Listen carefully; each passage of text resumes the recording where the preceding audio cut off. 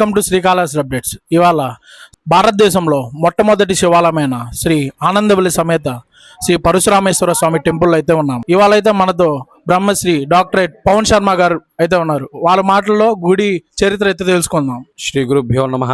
హరి ఓం. అగ్రతే బ్రహ్మరూపాయ మర్ధినే విష్ణురూపిణి శీఘ్రస్యానాం శివరూపాయ అనేటువంటి కార్తీక పురాణం ప్రకారంగా గురు బ్రహ్మ గురుర్విష్ణు గురుదేవో మహేశ్వర గురు సాక్షాత్ పరబ్రహ్మ తస్మై శ్రీ గురవే నమః అనేటువంటి శ్లోకానికి నిజమైనటువంటి తత్వంతో కూడుకున్న ఏకైక శివలింగ క్షేత్రం గుడిమల్లం. తిరుపతి జిల్లా ఏర్పేడు మండలంలో ఈ దేవాలయం ఉంటుంది. ఇక్కడ స్వామివారి యొక్క విగ్రహంలో త్రిమూర్తులు దర్శనమిస్తారు.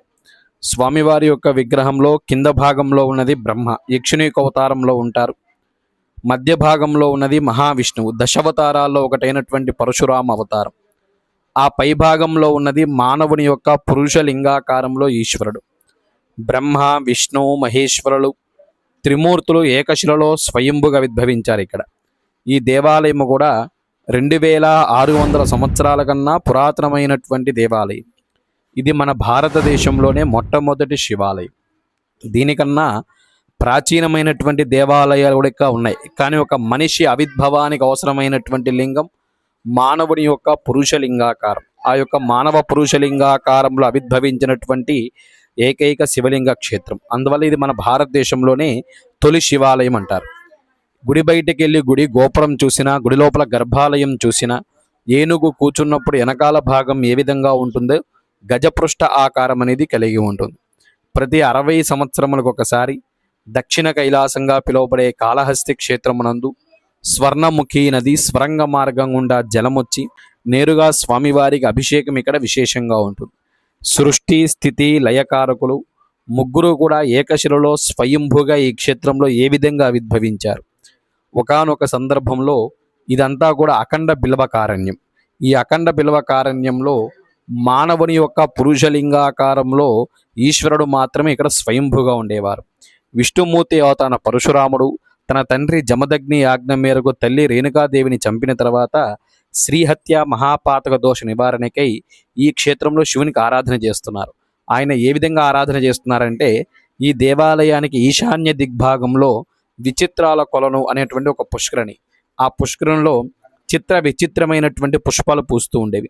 ఆ పుష్పాలు తీసుకొని శ్రీహత్య మహాపాతక దోష నివారణకై పరశురాముడు ప్రతిరోజు కూడా మానవుని యొక్క పురుషలింగాకారంలో ఈశ్వరునికి ఆరాధన చేస్తుండేవారు.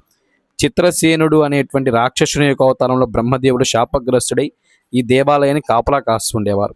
అలా కాపలా కాస్తున్న బ్రహ్మదేవుడికి ఆహారంగా ఒక పొట్టేలిని కళ్ళుకుంటున్న ఆహారంగా ఇస్తుండేవారు మహావిష్ణు అవతారణ పరశురాముడు. అవి రెండు కూడా అభిషేక సందర్భంలో స్వామివారి యొక్క నిజరూప దర్శనంలో కనిపిస్తాయి. మిగతాప్పుడల్లా కూడా స్వామివారికి పంచగట్టు ఉంటాం. ఒకరోజు పరశురాము శివ పూజకు రావడం ఆలస్యమయ్యేసరికి రాక్షసుని అవతారణ బ్రహ్మదేవుడు పుష్పాలతో శివునికి అర్చన చేస్తారు. ఎందుకు ఆ విధంగా శివార్చన చేశారని చెప్పి కింద ఉన్న బ్రహ్మకి మధ్యలో ఉన్న విష్ణుమూర్తికి 14 సంవత్సరాలు ముష్టి యుద్ధం జరుగుతుంది ఈ క్షేత్రంలో. ఆ ముష్టి యుద్ధ ఘాతకంలో కింద ఉన్న బ్రహ్మ వీపు మీదకి పరశురాముడు పాదం పెట్టి పాతంలోకి తొక్కుతాడు. అలా తొక్కిన సందర్భంలో ఆ కొన్నటువంటి భూమి పల్లాంలో కిందకి వెళ్ళింది కనుక గుడి పల్లం. అది కాలక్రమేణా వాడుక భాషలో గుడిమల్లాం కింద మారింది. ఈశ్వరుడు పరశురాముడు కలిసి ఉన్నారు కనుక పరశురామేశ్వర క్షేత్రం అంటారు దేవాలయం యొక్క పేరు. స్వామివారు కూడా స్వయంభూ నవపాషాణ విగ్రహం. నవ అంటే 9, పాష అంటే విష పదార్థాలు. 9 రకాల ఆరోగ్యకరమైనటువంటి విష పదార్థాలతో కూడుకున్న ముదురు కాఫీ రంగులో ఉంటుంది స్వామివారి యొక్క విగ్రహం. ఇక్కడ ఈ క్షేత్రంలో మనకి ప్రారంభంలో నాట్య గణపతితో ఈ దేవాలయం ప్రారంభమవుతుంది. తర్వాత వల్లి దేవసేన సమేత షణ్ముఖ సుబ్రహ్మణ్యేశ్వర స్వామివారు, ఆ తర్వాత పార్వతీదేవి ఆనందవల్లి దేవి యొక్క అవతారంలో ఉంటుంది. తర్వాత ఉదయించేటువంటి స్థానంలో సూర్యనారాయణ మూర్తి ఉంటారు. లోపల ప్రధాన మూర్తి ధ్వజస్తంభము తూర్పు దిశగానే ఉంటాయి. భక్తులకు మాత్రం దక్షిణ ముఖద్వారం కలిగి ఉంటుంది. దక్షిణ ముఖద్వారం నుంచి వచ్చి స్వామివారిని తూర్పు భాగంలో దర్శనం చేసుకోవచ్చు. అలాగే ఈ క్షేత్రంలో వివాహం ఆలస్యంగా ఉన్న, సంతానం ఆలస్యంగా ఉన్న, రుణ బాధలు ఉన్న, దీర్ఘకాలిక వ్యాధులు ఉన్న ప్రతి సోమవారం రోజు రాహుకాల సమయంలో ఉదయం 7:30 నుంచి 9:30 మధ్యకాలంలో ఇక్కడ స్వామివారికి విశేష లఘున్యాసపూర్వక ఏకరుద్రాభిషేకం జరుగుతుంది. ఈ రుద్రాభిషేకంలో పాల్గొన్న వాళ్ళకి స్వామివారి యొక్క శేష వస్త్రము, ప్రసాదము ఇవన్నీ కూడా ఇవ్వబడతాయి.